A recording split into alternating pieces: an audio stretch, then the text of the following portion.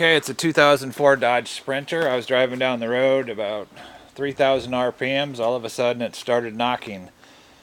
So far I just started up and I tried disconnecting the injectors one at a time, the electrical wiring, and only the fifth one makes it stop knocking. The other ones make it stumble, and I also got some pretty good black smoke when all the injectors are hooked up, along with some carbon deposits, I guess, little beads of black on the pavement back there. Let me start it up here a minute.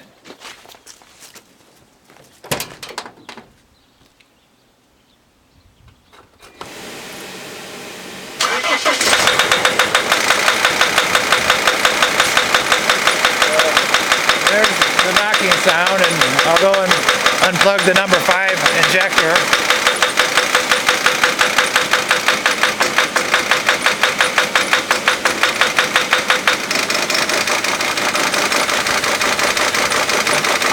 The knocking completely stops when I do that. And you know, it's running a little rough, but it's only on 4 cylinders.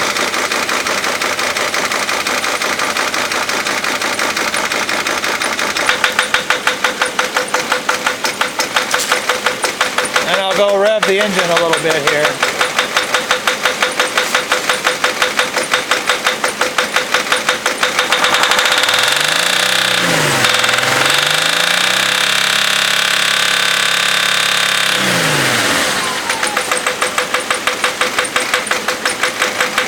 Pretty consistent knocking until you let off the accelerator, then it seems to dissipate a little bit. But I don't know if you can see in the back there the smoke I got going on right now.